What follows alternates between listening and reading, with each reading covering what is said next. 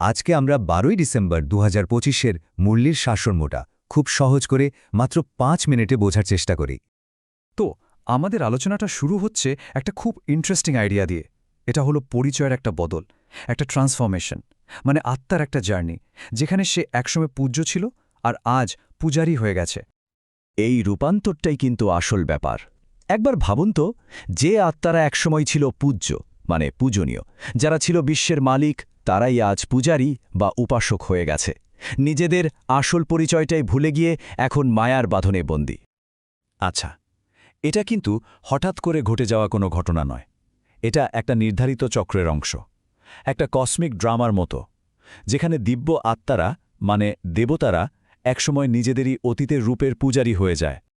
কিন্তু এই চক্রের একটা বিশেষ সময়ে, যখন পতন একদম চরমে, তখন এই পুরো স্রোতটাকে উল্টো দিকে ঘুরিয়ে দেওয়ার জন্য একটা বিশেষ ঘটনা ঘটে। ঠিক সেই সময়েই পরমপিতা, যিনি জ্ঞানের সাগর, তিনি আসেন সঙ্গম যুগে। তিনি এসে আমাদের সেই ভুলে যাওয়া সত্যিটা আবার মনে করিয়ে দেন, আর এমন একটা উপহার দেন যা সবকিছু বদলে দেয়, আর সেটা হলো আমাদের নিজেদের আসল পরিচয়ের জ্ঞান।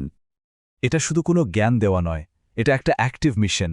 এর আসল উদ্দেশ্য হল রাজযোগ শিখিয়ে আত্মসার্বভৌমত্ব ফিরিয়ে দেওয়া, আর বিশ্বচক্রের শুরু থেকে শেষ পর্যন্ত সমস্ত রহস্যটা বুঝিয়ে দেওয়া, যাতে আত্মারা তাদের সেই আগের পবিত্র অবস্থায় ফিরতে পারে। বেশ, তাহলে এই যে এত বড় একটা পরিবর্তনের কথা বলা হচ্ছে, এর জন্য আমাদের প্রধান কাজটা কি করতে হবে? মূল অভ্যাস বা হোমওয়ার্কটা হলো নিজের পরিচয়টাকে দেহ থেকে আত্মায় বদলে ফেলা, মানে আমি দেহ নই, আমি আত্মা। এই ভাবনাটা একদম পাকা করে ফেলা। আর সত্যি বলতে কি, সবচেয়ে বড় চ্যালেঞ্জটাও কিন্তু এখানেই। দেহি অভিমানী ভব মানে আত্মসচেতন হও। এই একটা কথাই কিন্তু আসল চাবিকাঠি। নিজের সত্যিকারের নির্ভীক সত্তাকে খুঁজে পাওয়ার এটাই একমাত্র পথ।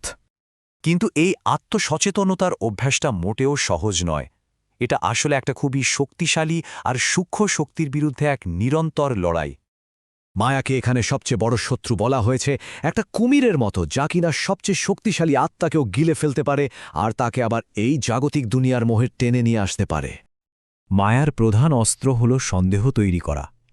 সে আমাদের মনকে বারবার দেহের দিকে, মানে বডি কনশাসনেসের দিকে টেনে নিয়ে যায়, আর এই ফাঁদেই কিন্তু বড় বড় আত্মারাও হেরে যায়। তাহলে প্রশ্ন হল, শেষ পর্যন্ত জয় কিভাবে হবে, আর চূড়ান্ত পুরস্কারটাই বা কি? মায়াকে জয় করার আর আত্মাকে পবিত্র করার উপায়টা শুনতে খুব সহজ মনে হলেও এটাই একমাত্র পথ, কেবল এক পরম পিতার স্মরণে থাকা। এই যে একাগ্র মনোযোগ, শুধুমাত্র আমাকেই স্মরণ করো, এটাই হলো সেই যোগের আগুন যা আত্মার সব অপবিত্রতা পুড়িয়ে দেয়, সব সন্দেহ মিটিয়ে দেয়, আর আত্মাকে শক্তিশালী করে তোলে। দেখুন, এখানেই মূল পার্থক্যটা। ভক্তির পথে যেখানে অনেক আচার অনুষ্ঠান আর কঠোর সাধনা করতে হয়, সেখানে জ্ঞানের এই পথটা একটা সরাসরি আর শক্তিশালী কানেকশন তৈরি করে দেয়, যা আমাদের মুক্তি আর সার্বভৌমত্বের দিকে নিয়ে যায়। আর এই প্রচেষ্টার ফল কিন্তু মৃত্যুর পরের কোনো পুরস্কার নয়, বরং এটা হলো নিজের একটা কমপ্লিট ট্রান্সফরমেশন, যার মাধ্যমে আমরা শান্তি, পবিত্রতা আর সার্বভৌমত্বের পূর্ণ উত্তরাধিকার দাবি করতে পারি, নর থেকে নারায়ণ হয়ে উঠতে পারি। এই যে পূজারী থেকে পূজনীয় হয়ে ওঠার পুরো জার্নিটা, এটাই হলো সেই চূড়ান্ত উত্তরাধিকার যা এই সঙ্গম যুগে বাবা আমাদের দিতে এসেছেন। এখন প্রশ্ন হলো, আমরা কি তা দাবি করার জন্য প্রস্তুত?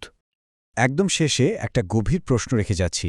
আজকের স্লোগান থেকেই নেওয়া প্রশ্নটা, আমরা কি সত্যিই সবকিছু থেকে নিজেকে সরিয়ে নিয়ে বাবার প্রিয় হয়ে জীবনের প্রত্যেকটা কাজের শেষে 1 সেকেন্ডের মধ্যে একটা ফুলস্টপ লাগাতে প্রস্তুত? এই প্রশ্নটা রইল আমাদের সবার আত্মচিন্তার জন্য। ওম শান্তি।